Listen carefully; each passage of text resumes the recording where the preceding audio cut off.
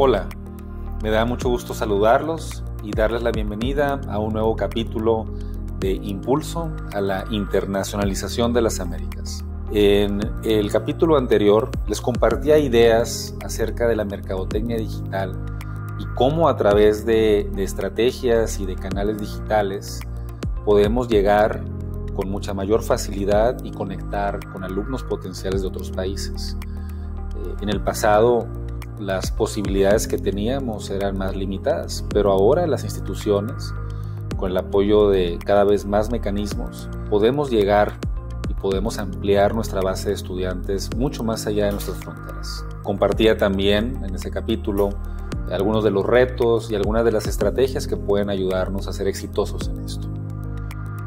Hoy quiero hablar de un tema que también es muy importante y sin el cual es difícil poder tener éxito, y es el tema de la venta. Estamos enfrentando el reto de entrar en un mercado donde estamos menos posicionados, ¿no? Esto también lo mencionábamos en mercadotecnia porque tiene muchas implicaciones para la prospección y tiene muchas implicaciones en cuanto al desempeño de los canales digitales, los costos unitarios. El estar entrando en un mercado donde no nos conocen transforma completamente la estrategia de mercadotecnia digital y la estrategia de prospección. Pero esto también tiene un impacto muy importante en el proceso de venta. Sé que a muchas universidades les incomoda un poco llamarle venta al proceso de conversión de prospectos o de alumnos potenciales en alumnos reales. Lo comprendo perfectamente, es un tema de terminología. Quisiera yo pedirles me permitan utilizar temas de negocio y de venta en este espacio, porque en muchos sentidos considero que cuando vamos por alumnos de otros países, sí tenemos que aplicar procesos, tácticas y modelos de venta como se hace en otras industrias. Es muy distinto atender a un prospecto o darle servicio, brindarle información a alguien que llega recomendado, a alguien que ya nos conoce porque su hermano, su primo, alguien cercano ya estudió con nosotros y nos está recomendando, a alguien que sabe que existimos desde hace muchos años. Una persona así, pues realmente quizá no tengamos que convencerla, solamente es recibirla, darle atención, proporcionarle información y acompañarlo durante su proceso administrativo de matriculación. Es muy diferente a cuando estamos hablando con alguien que probablemente nunca ha escuchado hablar de nosotros, alguien que vio alguno de nuestros anuncios, alguno de nuestros esfuerzos de prospección, le llamó la atención y decidió ponerse en contacto con nosotros, pero no sabe quiénes somos, no sabe nada acerca de nosotros, no hemos logrado ganarnos su confianza y probablemente esté pasando por un proceso de decisión muy diferente al de los alumnos con los que típicamente estamos hablando en nuestros mercados locales. Eso transforma por completo el reto que estamos enfrentando. Aquellas instituciones que sean de reciente formación probablemente estén mucho más familiarizados con esto, porque esto que estoy escribiendo puede ser su día a día, inclusive en su país de origen. Pero muchas universidades que tienen décadas de trayectoria, de posicionamiento y de prestigio, no están acostumbradas a enfrentar este tipo de retos que son importantes, que son inevitables cuando estamos entrando en nuevos territorios. Entonces, hay temas que se vuelven muy críticos, por ejemplo, los tiempos de respuesta. Una vez que alguien nos pide información, ¿qué tan rápido nos contactemos? Las instituciones más sofisticadas buscan contactar en menos de 5 minutos a la gran mayoría de los alumnos que solicitan información. Obviamente de aquellos que están llegando en horarios hábiles, en horarios en los que todavía es factible tener una conversación, ¿no? sin incomodar al prospecto. Pero sí, esos tiempos de respuesta inmediatos son importantísimos. Es necesario entender que cuando un alumno está llegando a través de canales digitales pagados, ¿no? A través de campañas de publicidad, es altamente probable que cuando llenó nuestro formulario, cuando nos solicitó información a nosotros, de forma simultánea lo hizo con 2 o 3 instituciones o más. Y entonces el poder ser el primero o de los primeros que podamos interactuar con esa persona, estadísticamente está demostrado que da una ventaja en la probabilidad de conversión, en la probabilidad de matriculación de ese alumno. Otro tema importante que debemos de contemplar es la venta consultiva en la educación.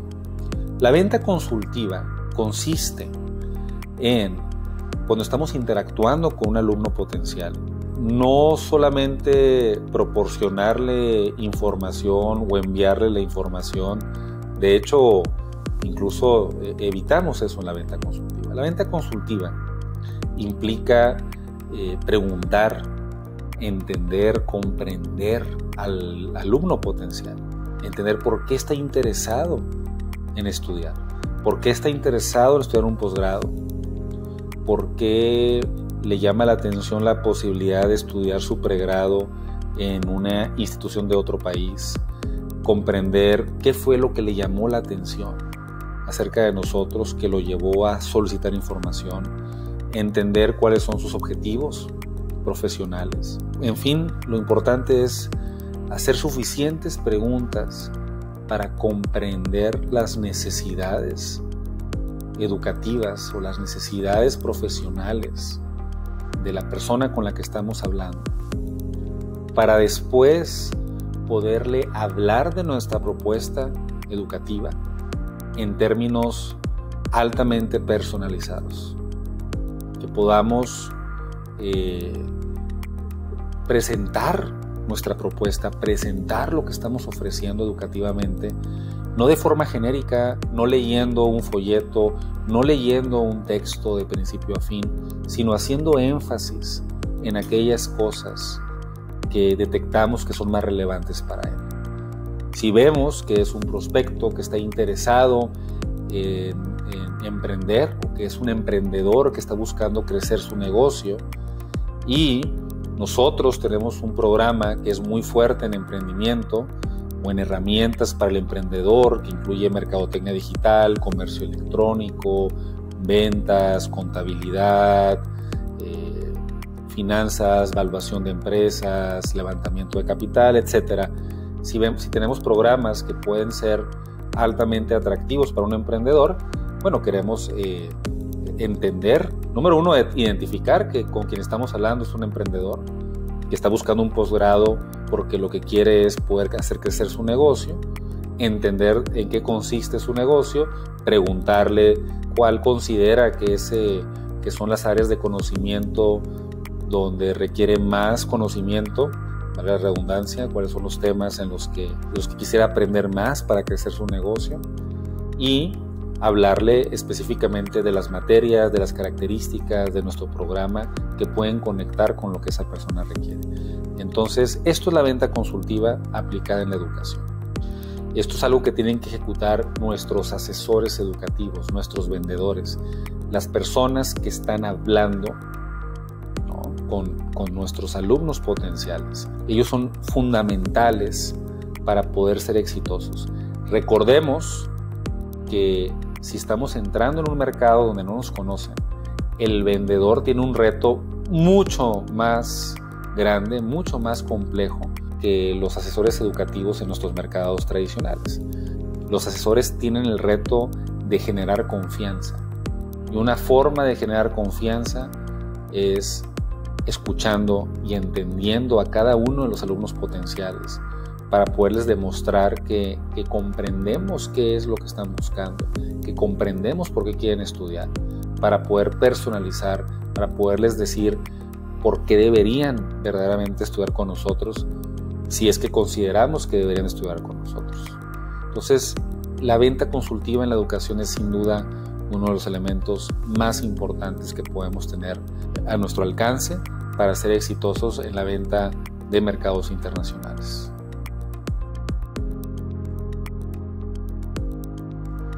También algo muy importante que tenemos que tener muy controlado en el proceso de ventas es la medición y el análisis. Cuando hablábamos de mercadotecnia digital, hacía énfasis en la importancia de poder medir de forma muy granular el desempeño de los diversos canales digitales. El tema es tan importante que vale la pena recordarlo. Tenemos que hacer las implementaciones técnicas y de procesos que sean necesarias para poder saber cada uno de los alumnos potenciales con los que estamos conversando cómo llegó, exactamente cuál fue el medio, la campaña, el grupo de anuncios, el keyword, el correo, el subject que generó a ese prospecto. Para eso es necesario que nuestros formularios tengan la capacidad técnica de leer los metadatos, de obtener esta información que se obtiene técnicamente, que la persona no teclea, sino que se obtiene técnicamente a través de procesos de medición profesionales, para poder al final del día hacer un análisis granular y poder saber exactamente qué es lo que está funcionando y qué es lo que no está funcionando. Ahora, este análisis nos permite evaluar el desempeño de los medios, de los canales digitales, de las diversas iniciativas de mercadotecnia. Cuando hablamos de ventas, tenemos que agregar a esta matriz de datos, a este cubo de datos, tenemos que agregar la información de ventas, del proceso de ventas. En primera instancia, del vendedor. ¿Cuál fue la persona, el asesor, el vendedor al que se le asignó este prospecto? Además de quién fue la persona, es importante que agreguemos otros datos dependiendo de las capacidades técnicas que tengamos. Por ejemplo, ¿cuál fue el medio de contacto inicial que utilizamos? ¿Le marcamos por teléfono o le enviamos un mensaje de WhatsApp o un correo o un SMS? Es importante saberlo porque si estamos experimentando con diversos mecanismos y procesos de contacto inicial, tenemos que poder medir cuáles son los que están siendo más eficaces. Ahora, también es importante saber cuánto tiempo nos estamos tardando en contactar. Es una métrica muy importante para poder hacer análisis y correlacionar nuestro tiempo de respuesta con nuestra tasa de cierre. La tasa de cierre o la tasa de conversión de prospecto a alumno es una métrica muy importante y se calcula de una forma muy simple, que es qué porcentaje de los prospectos que hemos generado, granularmente identificados por origen, se convirtió en alumno. Pero a su vez podemos sacar esta métrica por vendedor. ¿Qué porcentaje de los prospectos que se le asignaron a un vendedor se convirtieron en alumnos matriculados? Entonces, todas estas métricas las podemos cruzar. Lo importante no es llenarnos de métricas porque no todas son relevantes y no todas son relevantes en todo momento. Es importante también mantener una cierta disciplina de medición y de análisis y enfocarnos en las métricas que sean más relevantes en cada etapa del proceso de evolución de la venta. Dependiendo de la madurez en la que estemos, tenemos que ir arreglando y corrigiendo diferentes elementos y evolucionando continuamente. Entonces, todo esto se logra a través de un modelo disciplinado de medición, de visualización de datos y de análisis de los mismos, que lleve a su vez a un proceso de toma de decisión para establecer prioridades y que decidamos qué es lo que queremos arreglar. Hacer esto bien, nos va a permitir tener una forma de trabajo disciplinado, ¿no? Que trabajemos disciplinadamente, ordenadamente, estableciendo prioridades y mejorando continuamente, sistemáticamente el desempeño de nuestra comercialización.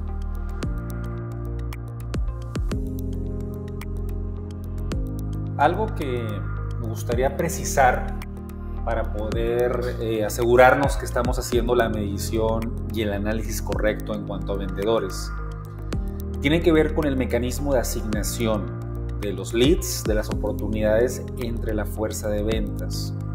Toda comparación entre vendedores, todo análisis comparativo de desempeño de vendedores, se puede hacer siempre y cuando la asignación de los prospectos sea de forma aleatoria o siga algún tipo de round robin de asignación uniforme, ¿no? Lo que queremos buscar es evitar sesgos en la asignación de los leads que nos puedan llevar a conclusiones equivocadas sobre el desempeño relativo de cada uno de nuestros vendedores. Entonces, asumiendo que estamos siendo capaces de asignar a los leads de forma aleatoria o sin ningún sesgo evidente, solo así podemos hacer comparaciones de forma directa. Si por algún motivo hemos decidido asignarlos a los leads de forma diferenciada, o sea, diferenciando de algún tipo, por ejemplo, asignarlos por programa o asignarlos por canal o por región, si esa es una decisión que hemos tomado, entonces el análisis de desempeño de vendedores no puede hacerse de forma directa. En todo caso, tendría que hacerse entre grupos de vendedores que estén bajo la misma lógica de asignación. Si por algún motivo estamos asignando leads con distintos criterios a cada uno de nuestros asesores educativos, a cada uno de nuestros vendedores, entonces no podremos hacer una comparación directa. Cuando estamos buscando mercados internacionales, esto es altamente relevante, porque a veces la organización de los equipos de ventas, muchas instituciones deciden tener a un vendedor o a un equipo de vendedores exclusivamente para el mercado internacional. Si tenemos a un equipo de vendedores, entonces la comparación de desempeño tiene que hacerse exclusivamente entre ese equipo de vendedores. Y no podemos compararlo contra vendedores que estén atendiendo a prospectos del mercado local, por obvias razones. Son prospectos, como lo hemos comentado en varios capítulos, son prospectos distintos. Entonces es importante tener cuidado con eso. Hay muchas formas de organizar a los equipos de ventas en las universidades. No hay una forma perfecta de hacerlo. Nosotros tenemos ciertas recomendaciones, ciertas posturas sobre las formas de organizarse que hemos visto que son más eficaces. Pero una recomendación muy específica que podría hacer en este momento es siempre organizarnos de tal forma que todos los vendedores puedan ser comparados. El poder comparar vendedores para poder tener métricas de desempeño relativo genera muchísimo más valor que lo que se pueda obtener con una especialización. El especializar a los vendedores, entiendo perfectamente, pues puede permitir al vendedor una mayor profundidad de conocimiento del producto. Y eso, claro que es valioso. Pero si estamos logrando ese conocimiento de producto o esa facilidad para poder tener conocimiento de producto a costa de poder comparar a un vendedor con otro que esté en circunstancias idénticas de asignación de leads, no vale la pena. La comparación de un vendedor es uno de los elementos más importantes para lograr desarrollar, hacer mucho más eficaz, mucho más eficiente un proceso de venta educativo. Pues por eso nuestra recomendación es, bueno, si vamos a especializar, generar clústeres de programas, clústeres de regiones, de tal forma que podamos tener siempre por lo menos a 2 vendedores o más en igualdad de circunstancias y minimizar el hecho de tener a un vendedor que esté bajo circunstancias únicas y por lo tanto cuyo desempeño no pueda ser comparable sin sesgos, o sea, comparable correctamente con otro vendedor.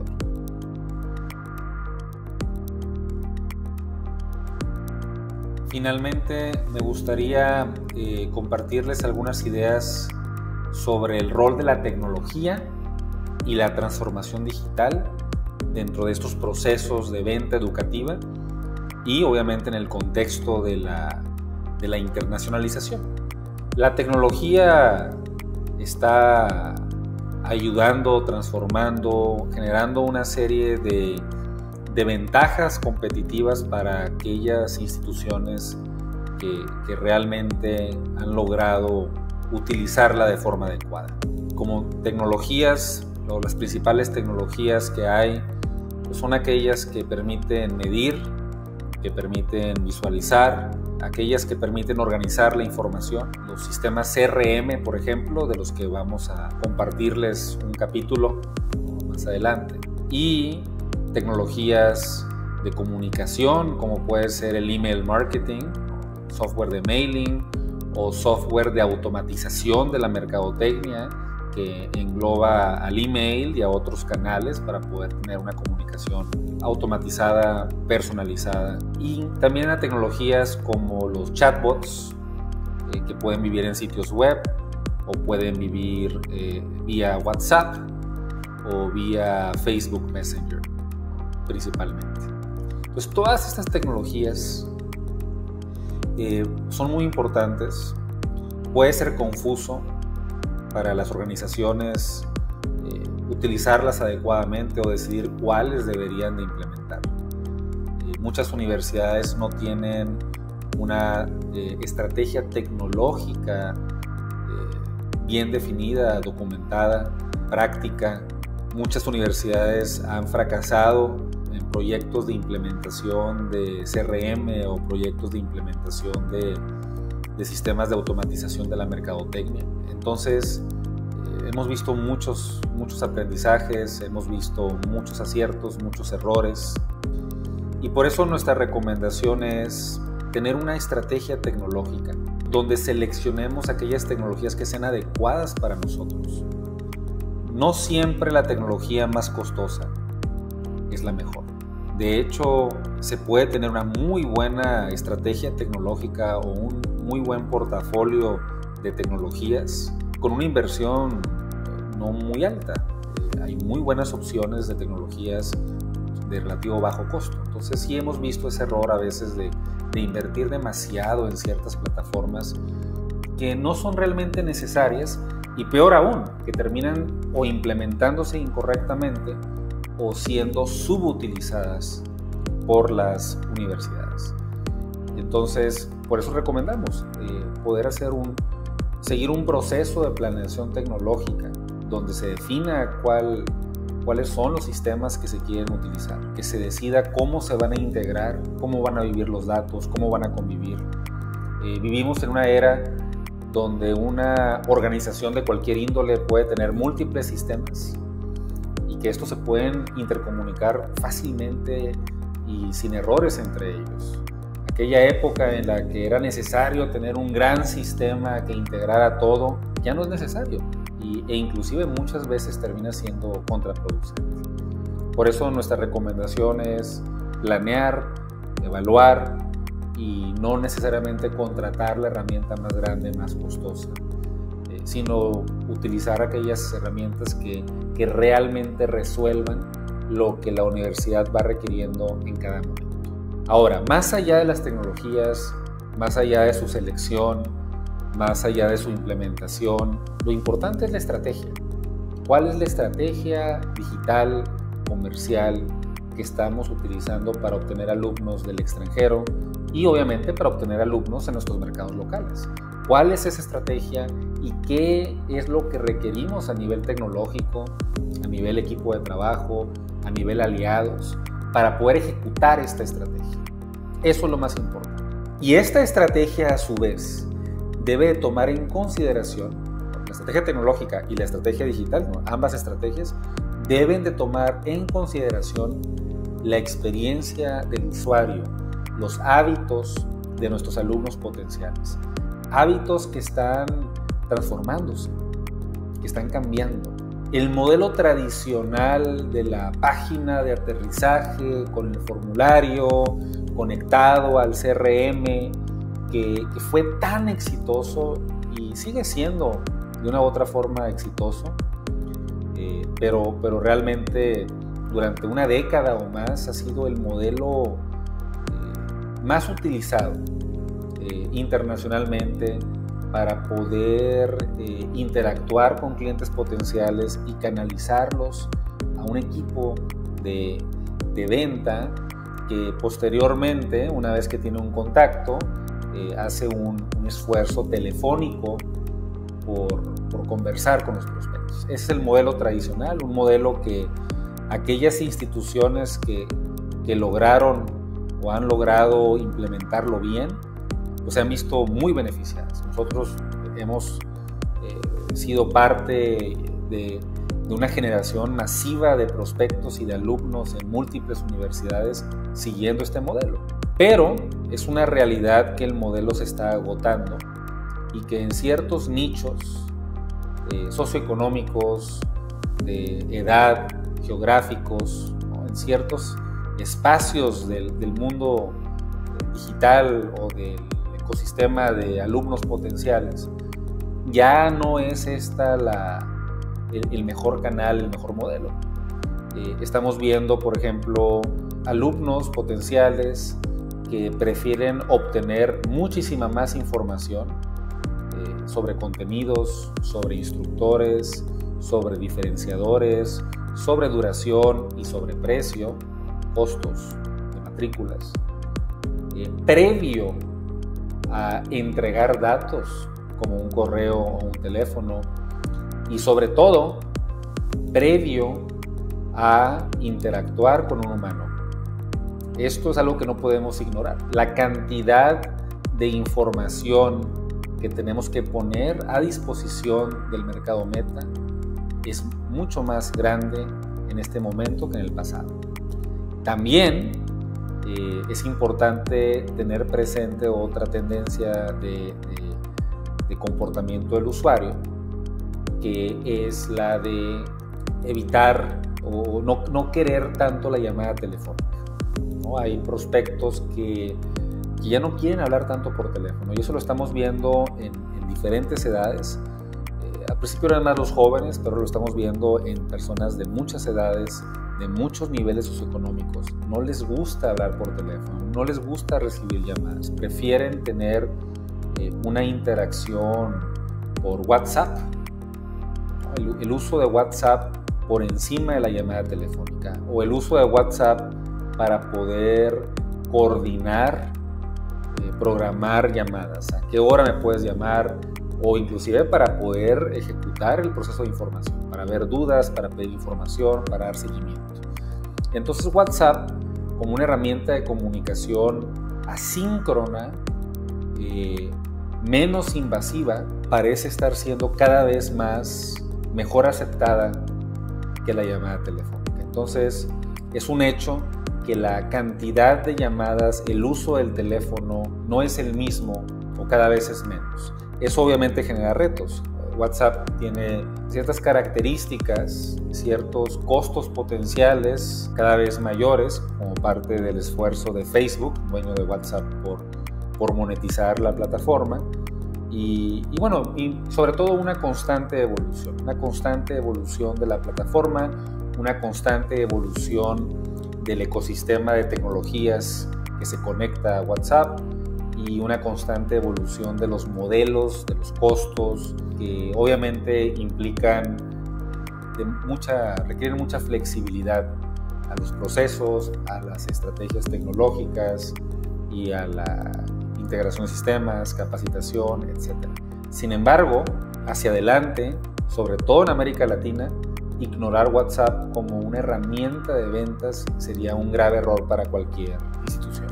También una tendencia muy relevante que va más allá, o que no tiene tanto que ver con el usuario en sí, es la automatización, y a través de los chatbots. Entonces la correcta aplicación de chatbots para poder automatizar procesos de contacto inicial, para poder automatizar la distribución de ciertos contenidos, el seguimiento, las interacciones, de forma paralela a la de la fuerza de ventas y no necesariamente como un sustituto completo. Sin duda es algo muy importante y quiero hacer énfasis en ello.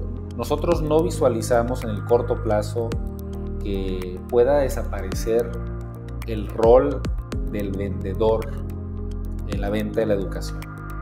En productos de educación continua de bajo precio, pues sí hemos todos visto y conocemos plataformas que se han movido fuertemente hacia el e-commerce, hacia la venta sin ningún tipo de asistencia, o con muy poca asistencia, o que desincentiva la asistencia humana.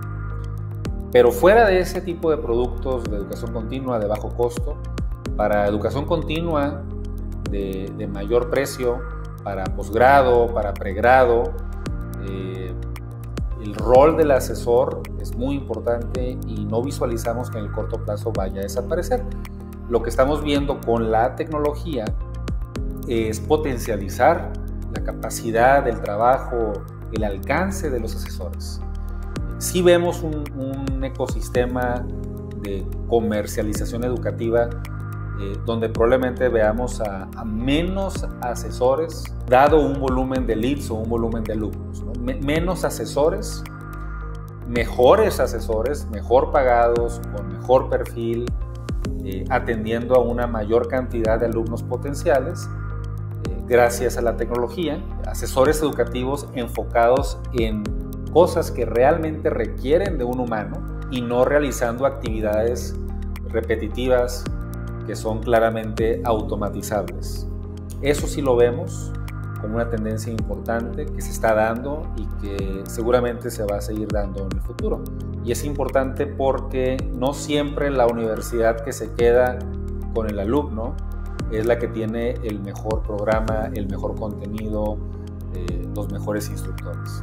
La universidad que tiende a quedarse con el alumno es la que tiene un mejor posicionamiento, pero cada vez más, sobre todo en un entorno de internacionalización en la que la mayoría de las universidades que estamos compitiendo no tenemos un posicionamiento tan fuerte o donde el precio puede afectarnos, pues ahí vemos ya un juego mucho más fuerte de variables como precio, posicionamiento, precio, obviamente las características de los programas, pero la capacidad de venta, la habilidad, perfil, técnica de los vendedores, de los asesores, convenciendo a los prospectos. Este es uno de los frentes competitivos más importantes y que es muy importante, perdón por la redundancia, es crítico tener resuelto. Les agradezco mucho su participación en este módulo. Espero que estas ideas sean de valor. Espero que, como lo he visto en cada vez más universidades, podamos entender que la educación es un producto que requiere de una venta, es un producto que cada vez enfrenta un entorno más competitivo y que en la internacionalización estamos enfrentando grandes oportunidades, pero que requieren de una labor de venta profesional para poderlas capitalizar. Espero que estas ideas sean de valor y me dará mucho gusto ver que participen en el siguiente módulo que me tocará impartir, en el que voy a hablar de CRM y la tecnología de venta con mayor profundidad. Muchas gracias.